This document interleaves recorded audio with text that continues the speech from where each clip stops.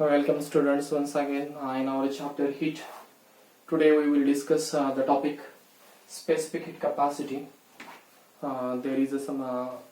are some different type of property which the metal possesses. Every metal have different types of a specific heat capacity is there, and this phenomenon we have to study today. Afterwards we have to study the principle of heat exchange. Heat exchange is taking place between two bodies when these two bodies are in contact. This principle we have to study today. Afterwards we have to measure of a specific heat. We have to measure a specific heat of any material which we have to utilize for the particular experiment, and this thing we have to study. And so we have to start with the specific heat capacity. Specific heat capacity.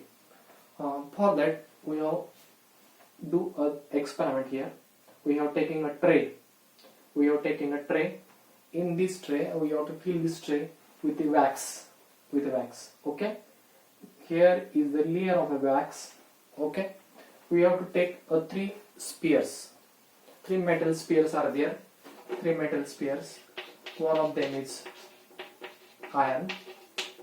Another one is copper, and the last one is lead, that is Pb. So there are a sphere having they are told us that these are of a equal mass. The most important criteria, the sphere which you have used for this experiment having equal mass. Okay. The equal mass of these three spheres are there. Before starting our experiment, what you have to do? We have taken a beaker. In a beaker, we have to take a cold water inside it. Some amount of water we have to keep inside. We have to insert in the beaker by using the burner or heat. We have to provide a heat to the cold water. After that, the temperature rises, and due to that, it goes towards 100 degrees Celsius. Okay. After that, the temperature of a hot water is 100 degrees Celsius. So we have to these three spheres which we have to use for this activity or the experiment, that is of a iron, that is of a copper and lead. These three spheres we have to insert it in a beaker. Here is a beaker, and we have to insert this inside it. We have to add three spheres, okay, of a same mass, of a three different material. That means these three are of a different type of a material is there. So we have to insert it. After inserting this, what happens is they absorb energy. Okay, they if we insert these bodies, that means spheres inside the hot water in a beaker. After that, the gas energy from the hot water. Okay, so it becomes hot. Okay, this sphere absorbs heat energy from a hot water. So after that, we have to carry it. We have to put on the surface of a wax layer in a tray. These three spheres, that of a iron, that of a copper, and that of a lead, we have to put on the surface of a wax layer. So that after that, what you have to see? We have to see that these three spheres are penetrates. These three spheres are penetrate through the wax layer. They goes inside in some sort of a depth in a wax layer. What it happens? Why there are some there are different types of a height. The penetration level of all these materials, that means of a spheres, are different. Okay, and this we have to study. We know that we have already given the same amount of heat energy. We have provided the same amount of heat energy to all these metals, that of a iron, copper and lead. Even though we have provided the same amount of heat energy to all these three materials, that of a metals, that how much amount of heat energy absorbed? even though you have provided the same amount of heat energy, but how much amount of they absorb is quite different, and this can be analyzed, this can be detected when we put these spheres on the wax layer. The sphere which have absorbed lot of that large amount of heat energy large amount of heat energy can penetrate, it can goes deeper inside the wax layer, because after that, due to heat energy, the wax melts. Okay, so iron absorbs more heat energy. Iron absorbs more heat energy than a copper, and a copper absorbs more heat energy than a lead, that Pb.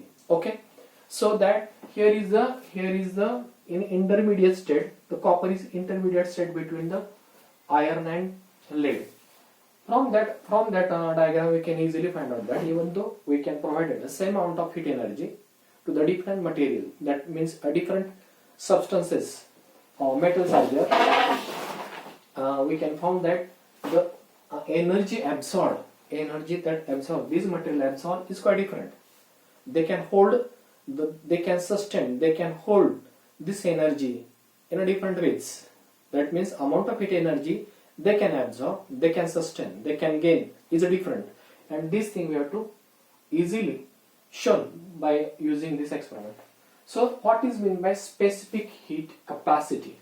Here the specific heat capacity is the phenomenon. They have told us that it means that the property determines the amount of heat absorbed by the sphere of a different three spheres. The amount of heat absorbed by the three sphere is different.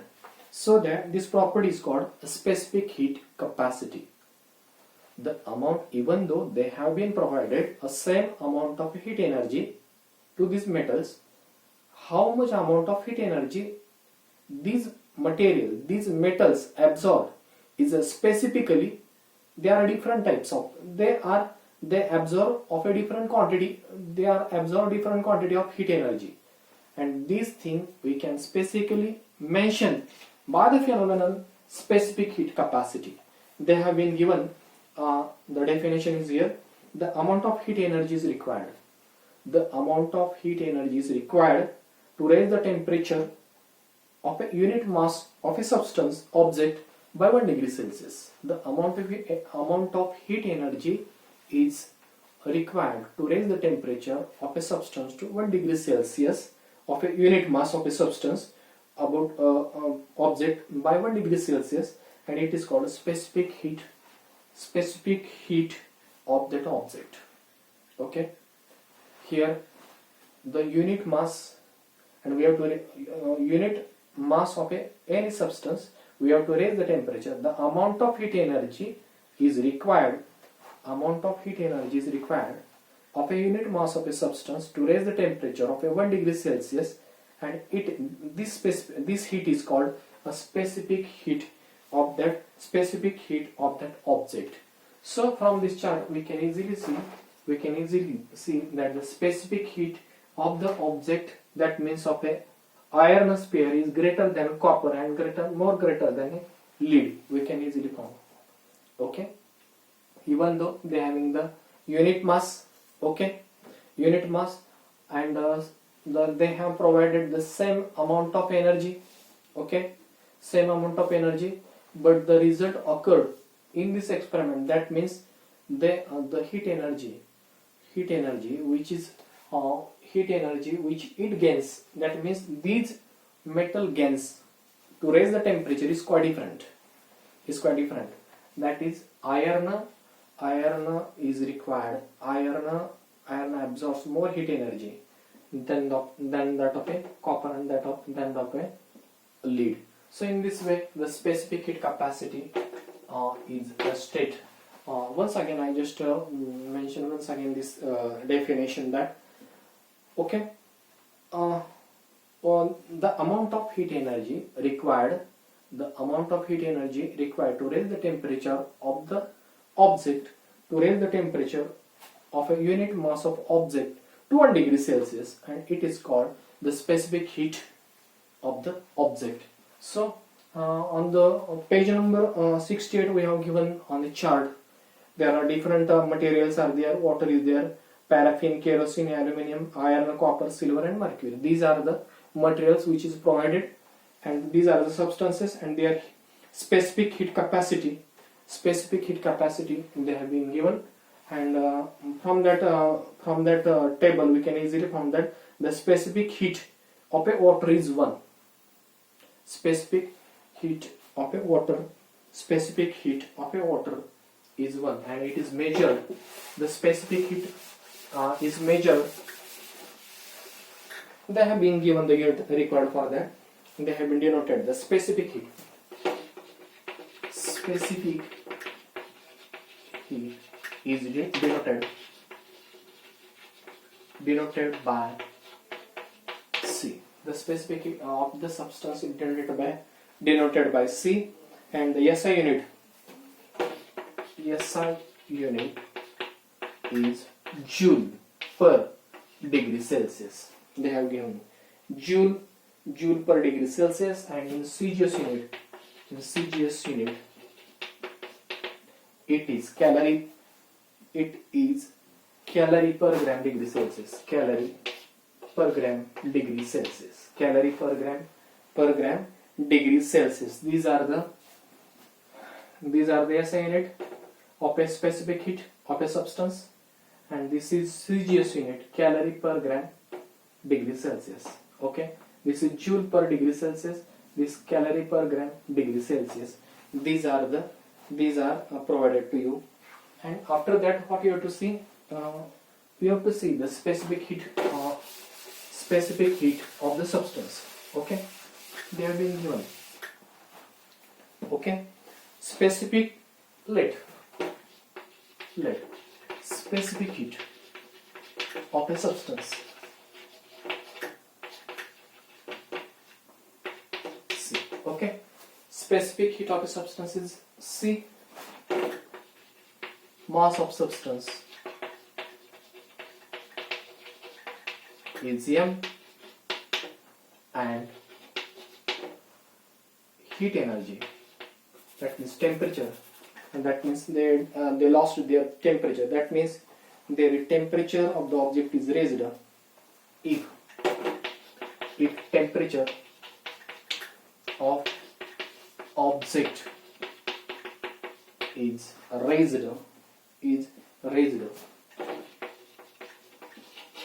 by delta T degree Celsius. Okay, delta T degree Celsius, then heat absorbed by the object.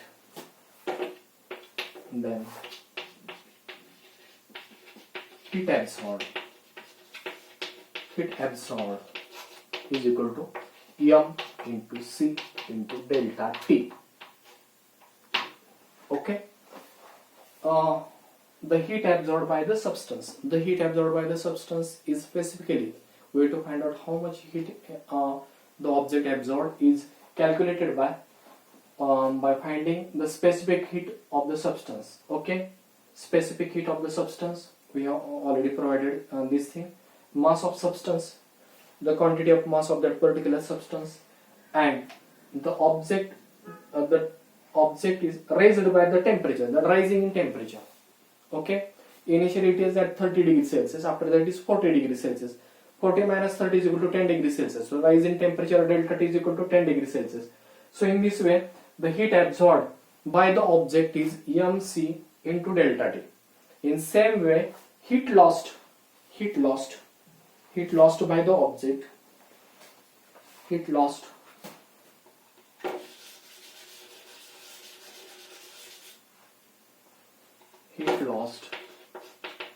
by object, that raised, that means decrease in temperature.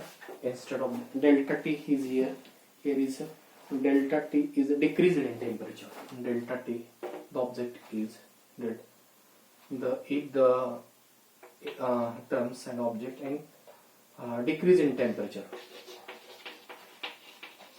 decrease in temperature, okay, is delta T, and at that time the heat absorbed heat lost by the object is mc into delta T. The same equation is there. M is the mass of object, the quantity of mass which is taking part in the particular process. Okay, this is constant. C is the specific heat. Okay, specific heat is also constant. So only delta T. If heat energy absorbed, there is a rise in temperature. Okay, that is also denoted by delta T. If heat energy lost, this is also indicated by the same formula, M into C into delta T. M is the mass of the object which are taking part in that process. C is the specific heat. Okay, it is also constant. And delta T at that time lost, that means heat lost, and due to heat lost there is a decrease in temperature. Initially it is 40 degrees Celsius, after that is 30 degrees Celsius. That means 40 minus 30 is equal to 10 degrees Celsius. There is loss of 10 degrees Celsius. So in this way we have to find out how much amount of heat energy is absorbed and how much amount of heat energy is lost by the object. They have given that thus heat energy lost by the object will be, and heat energy gained, heat energy absorbed by the object will be same quantity, M into C into delta T. Absorbed means rise in temperature, okay, and lost means decrease in temperature. Okay, so after that the principle of heat exchange. Principle of heat exchange is there.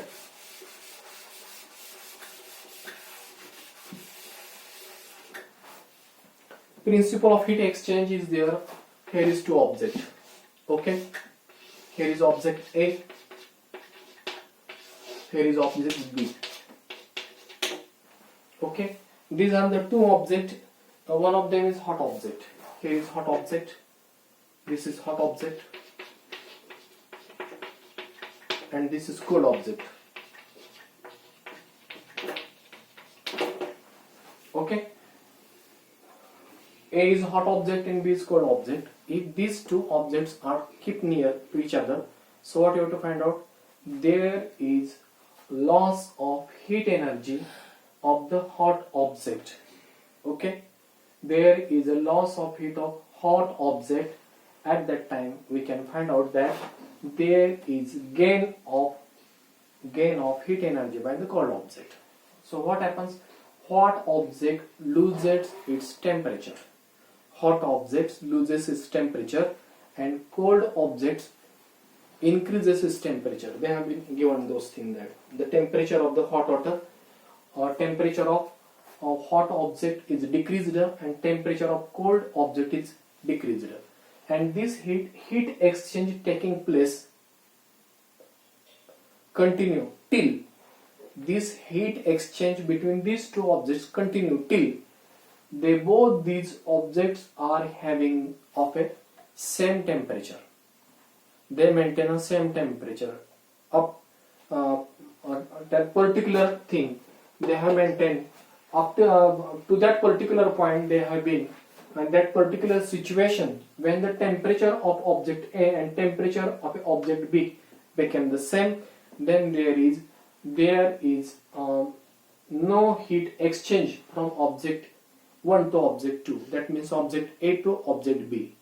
So in this experiment we can easily find that when we if we surrounded a hot body near the cold body, there is some sort of heat is lost by the hot body, and there is some sort of heat is gained or absorbed by the cold body, and there is heat exchange is taking place, and this heat exchange is continue till both these body having maintained the same temperature.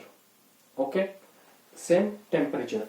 Okay, if we have taken this two object in a particular system where there is the exchange of exterior heat is provided to it, or it can gain another external parameter which can affect environmental things, cannot affect gain of a heat energy. At that time we can easily find that this heat principle of heat exchange process is carried out in between these two objects, and this is called a principle of heat exchange.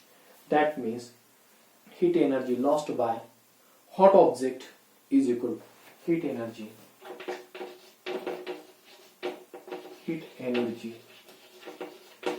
lost by hot object is equal to heat energy absorbed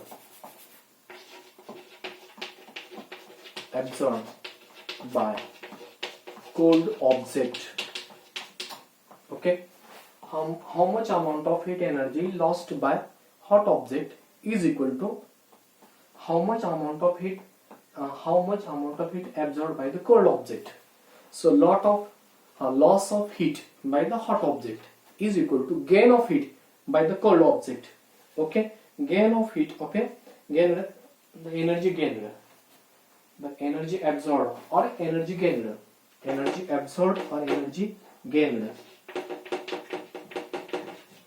okay, by the cold object. So in this way the principle of heat exchange is taking place.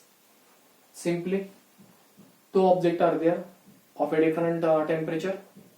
After that, what happens there? Heat energy transferred from hot object to cold object, and this process continues. This heat exchange process continues till both these objects maintain a same temperature. And heat energy lost by the hot object is exactly equal to heat energy gained by the cold object. Okay, so the last thing we have to study, measurement of a specific heat.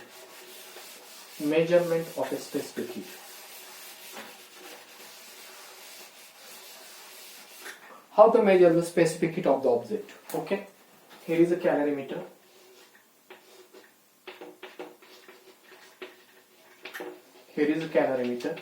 Okay, here is water, and here is object.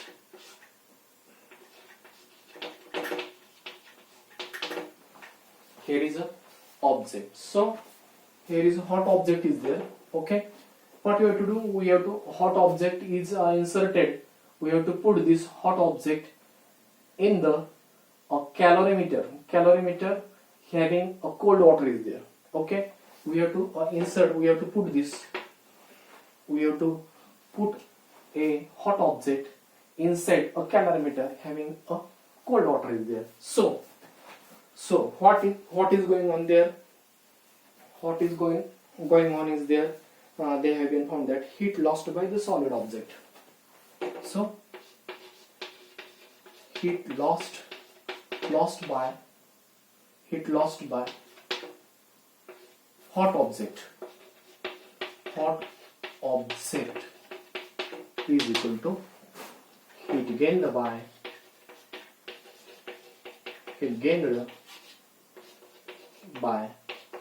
calorimeter and water. Okay, if we dip this object, we pour this object, we have keep this object, hot object, in the calorimeter which having cold water. So there is a loss of heat. Okay, there is loss of heat, that is the hot object lost its temperature, and at the same time the calorimeter and water absorb or gain this heat energy of that particular hot object, and we can find easily the heat lost by the hot object is equal to heat gained by the calorimeter and water. So we have to find out how we can calculate it. That is Q, heat lost of hot object is equal to mass of object into specific heat into that means decrease in temperature.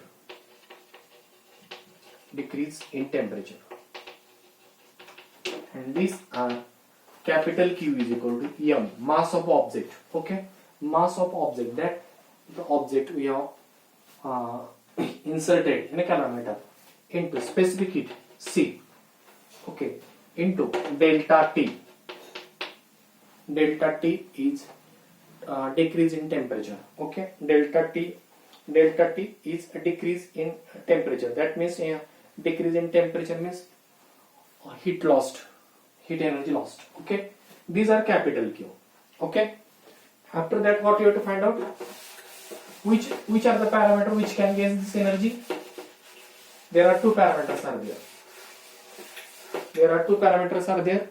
One of them is of a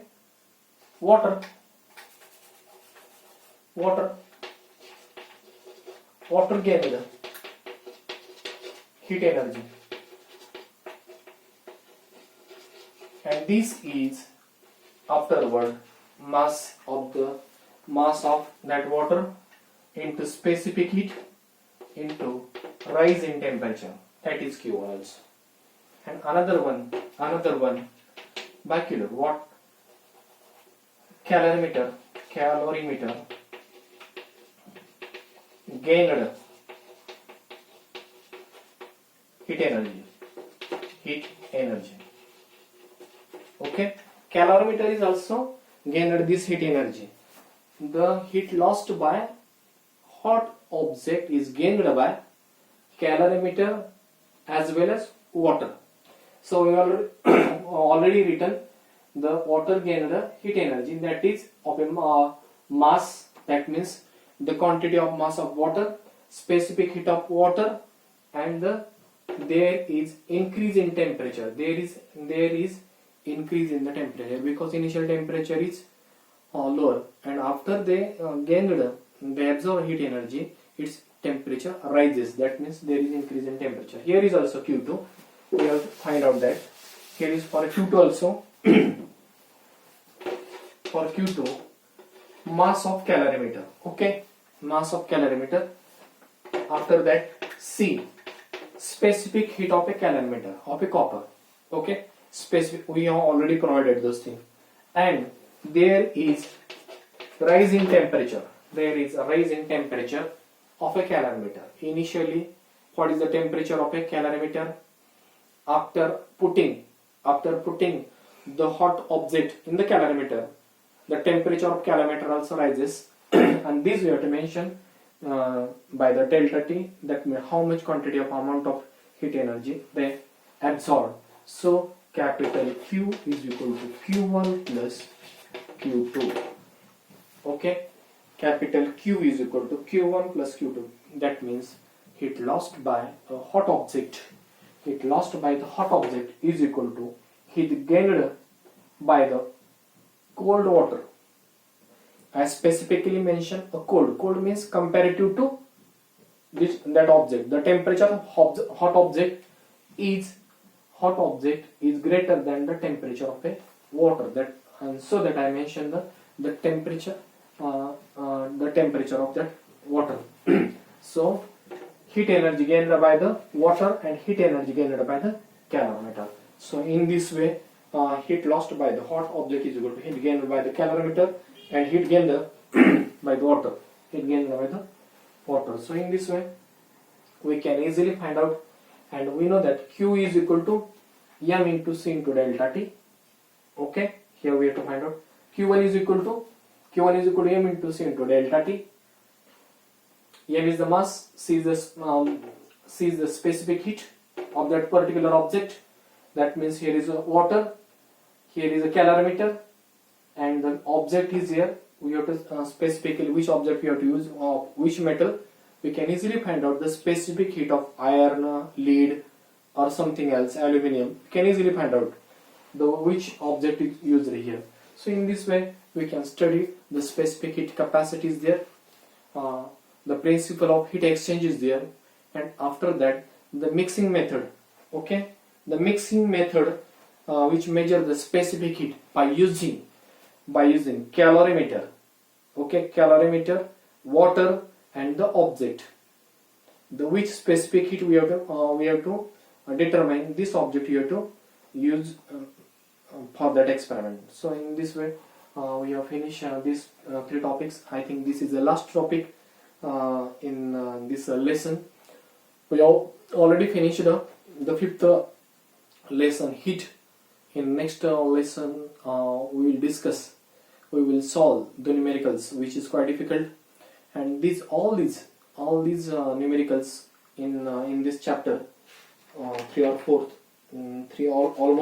4 there are 4 numericals are there, problems are there, we can solve in next lesson. So I just stop it.